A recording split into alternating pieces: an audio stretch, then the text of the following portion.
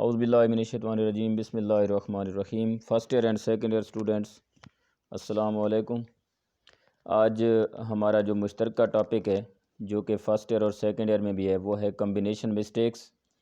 और आज हम पढ़ेंगे कम्बिनेशन ऑफ फ्रेजेस और clauses with the help of conjunctions. Conjunction की मदद से फ्रेजेस और क्लॉजेस का एक दूसरे के साथ, यानी phrases to phrases, clauses to clauses, एक हमने कम्बिनेशन पढ़ना है। जब कम्बिनेशन की बात आती है तो कंजंक्शन का तारुफ ज़रूरी हो जाता है, क्योंकि कोई भी कम्बिनेशन कंजंक्शन के बगैर नहीं होता। Conjunction is a word that links words, phrases और क्लॉजेस। कंजंक्शन ऐसा लफ्ज़ होता है जो एक लफ्ज़ को दूसरे लफ्ज़ से, एक फ्रेज़ को दूसरे फ्रेज़ के साथ, एक क्लाज़ को दूसरी क्लाज़ के साथ जोड़ता है। और फिर कंजंक्शन की जब बात की जाए तो इसकी काइंड्स की बात होती है। कंजंक्शन की बुनियादी तौर पे 3 किस्में आपकी पढ़ी हुई हैं: कोऑर्डिनेटिंग कंजंक्शन, कोरिलेटिव कंजंक्शन और subordinating conjunction, correlative conjunction.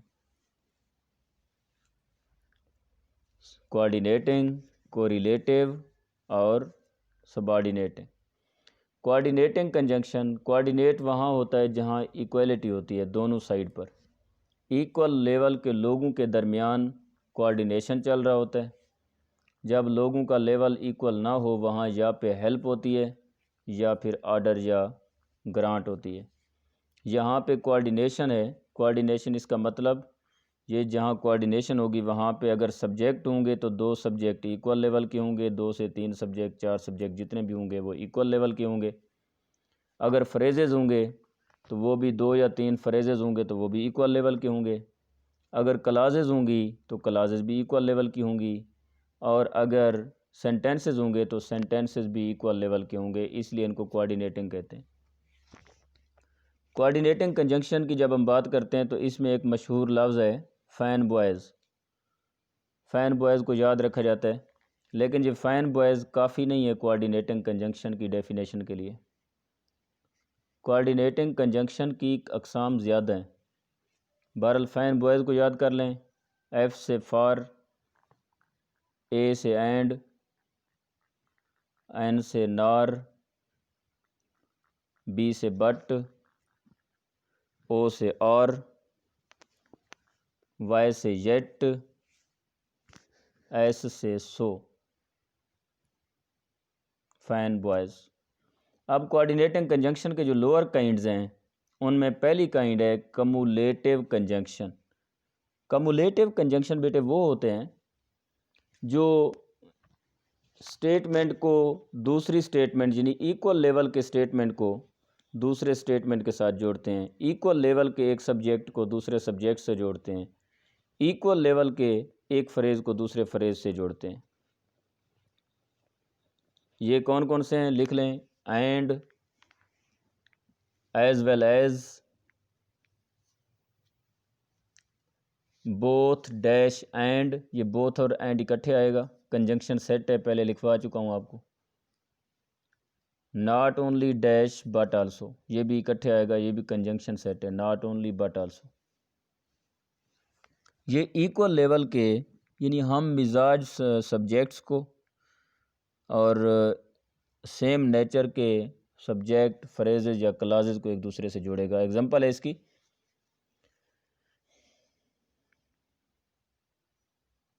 Not only he is poor, not only he is poor but also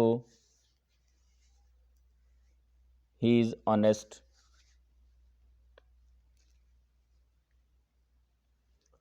अब इसकी दूसरी जो काइंड है वो है एडवर्सेटिव कंजंक्शन। एडवर्सेटिव मीन मुखालिफ। मुखालिफ कहाँ होते हैं? जहाँ तकाबुल किया जा रहा होता, मुकाबला किया जा रहा होता, यानी conjunction that express contrast between two statements. दो स्टेटमेंट्स के दरमियान जब हम कॉन्ट्रास्ट को शो करते हैं, तकाबुल करते हैं, तब हम एडवर्सेटिव कंजंक्शन इस्तेमाल करते हैं। That is basic that's basic is coordinating conjunction. इनकी लिस्ट बनाएं। एक है बट, दूसरा है स्टिल, तीसरा है येट, चौथा है हाउएवर और पांचवा है नेवरदीलेस। नेवरदीलेस।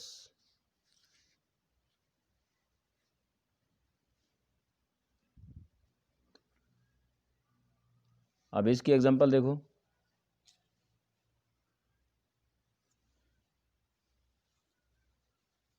इसकी एग्जांपल है what you think it did not matter. What you think it did not matter, comma, however it is proposition for you. Proposition कहते हैं ऑफर को, पेशकश को। What you think it does not matter, did नहीं लगाना। What you think it does not matter, however it is proposition for you. अब proposition जो है उसकी थिंकिंग के साथ उसका तकाबुल हो रहा है। भाई तुम्हारी सोच जैसी भी हो, बहरहाल आप इसे कंसीडर करें या ना करें, ये एक आपके लिए पेशकश है। इसकी तीसरी किस्म जो है कोऑर्डिनेटिंग की, वो है alternative conjunction that express a choice between two alternatives. दो में से किसी एक का चॉइस लेने के लिए जो हम कंजंक्शन इस्तेमाल करते हैं उनको हम अल्टरनेटिव कंजंक्शंस कहते हैं। ये भी आपके पहले पढ़े हुए हैं, either और neither nor। either और neither nor ये सब्जेक्ट वर्ब एग्रीमेंट में हम पढ़ चुके हैं पहले। either और neither nor ये अल्टरनेटिव कंजंक्शन कहलाते हैं। ये दो में से एक का चॉइस करते हैं। कैसे? either अली और his friends, ORR, either Ali और his friends are there। या अली वहाँ हो सकता है या उसके दोस्त वहाँ हो सकते हैं।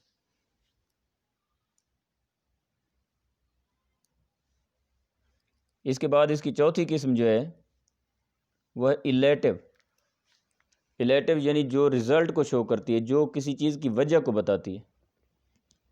इलेटिव वजूहाती यानी ऐसा कोऑर्डिनेटिंग कंजंक्शन जो किसी चीज़ के रिज़ल्ट को शो करने के लिए, जो किसी चीज़ की वजह को बताने के लिए। Conjunction that express a result. इनको देख लें। एक है सो, SO so, therefore, FOR for, thus THUS thus, that's why।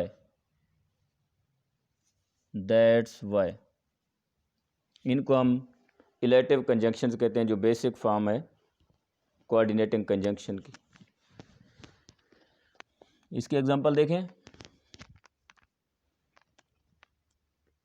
He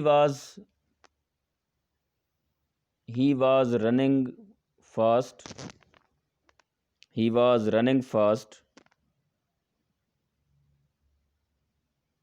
that's why he was running fast, that's why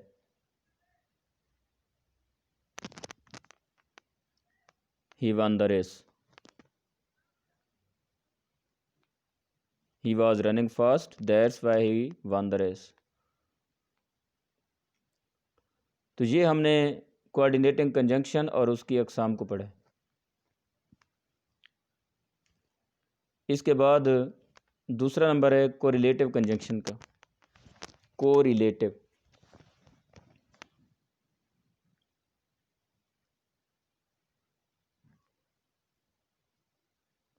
correlative conjunction जो है ये बेसिकली कोऑर्डिनेटिंग कंजंक्शन की ब्रांचेस से निकली हुई एक अलग उन्होंने ब्रांच बनाई है।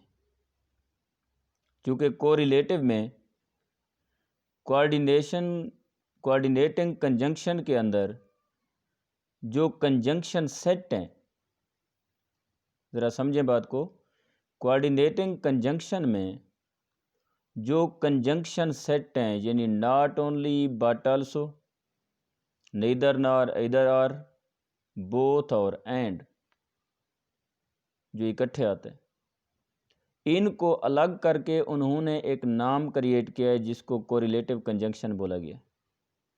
यानी ये बेजा ना होगा अगर हम कह दें कि कंजंक्शन दो तरह के हैं, एक कोऑर्डिनेटिंग कंजंक्शन और एक subordinating conjunction.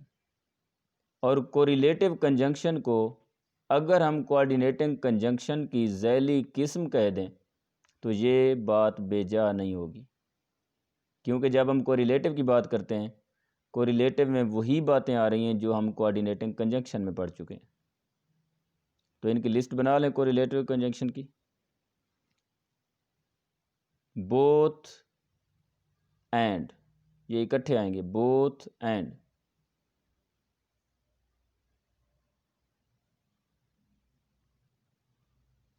Not only but also, इकट्ठे आएंगे। इधर और, neither nor,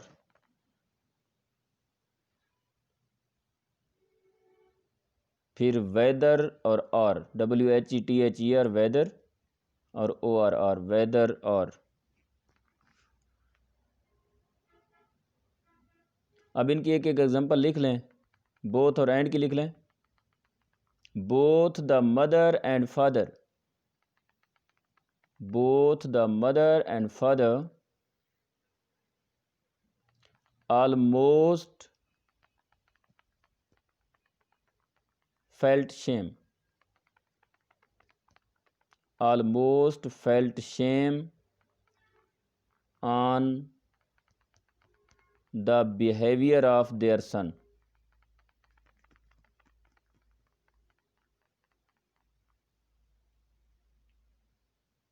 not only but also की एग्जांपल पहले दे चुका कंजंक्शन अपना उधर कोऑर्डिनेटिंग कंजंक्शन में, इधर आर की एग्जांपल भी दे चुका।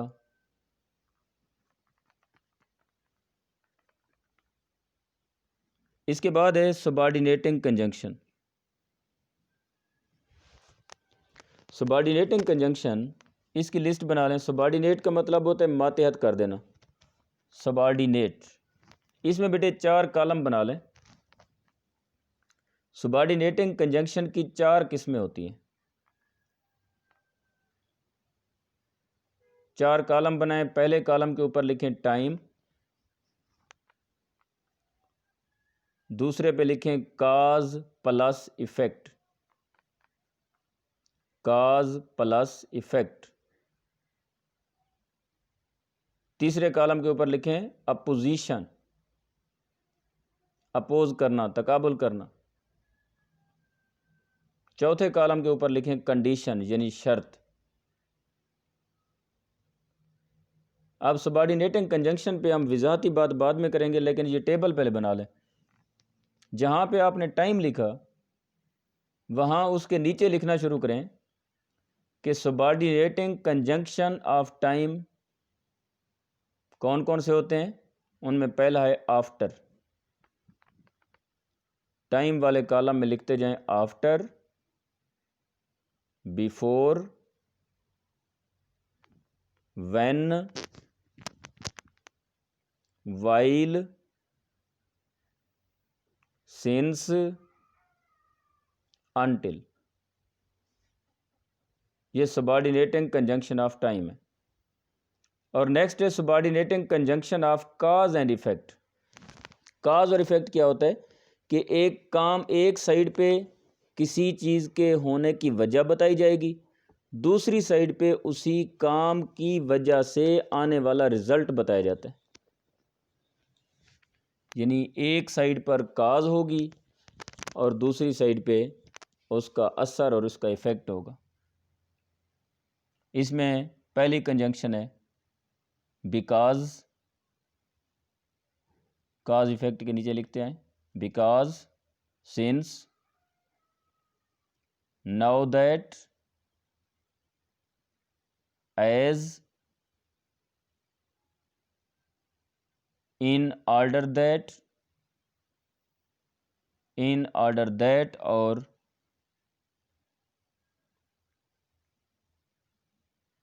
दैट। अब जहाँ पे आपने अपोजिशन लिखा है, सबऑर्डिनेटिंग कंजंक्शन ऑफ अपोजिशन या कॉन्ट्रास्ट, वहाँ पे एक लिखें आल्दो, दूसरा लिखें दो, THOUGH,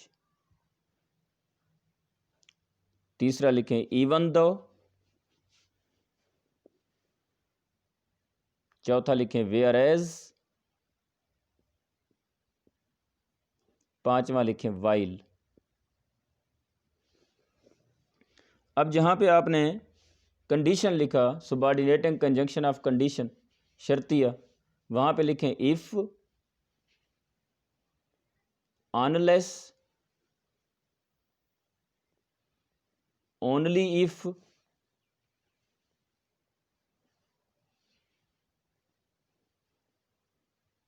even if, in case that, in case that, in the event of, in the event of। बेटा ये जितनी मैंने किस्में लिखा है ये बुनियादी तौर पे सबऑर्डिनेटिंग कंजंक्शन है, और सबऑर्डिनेटिंग कंजंक्शन की 4 किस्में हैं जो अलग अलग करके आपको बताई हैं, और ये जहाँ भी लगेंगी, जिस क्लास के साथ लगेंगी उस क्लास को सबऑर्डिनेट कर देंगी, उस क्लास को डिपेंडेंट कर देंगी, और इन्हीं की मदद से कंपाउंड से कम्प्लेक्स सेंटेंस जन्म लेता है। क्योंकि कम्प्लेक्स सेंटेंस के अंदर आपने पढ़ा हुआ है कि उसमें एक क्लास का डिपेंडेंट होना ज़रूरी है। यहाँ तक नोट करें, फर्स्ट ईयर और सेकंड ईयर दोनों, और इसके बाद अगला लेक्चर आपको सेंड करता हूँ। अल्लाह हाफिज़।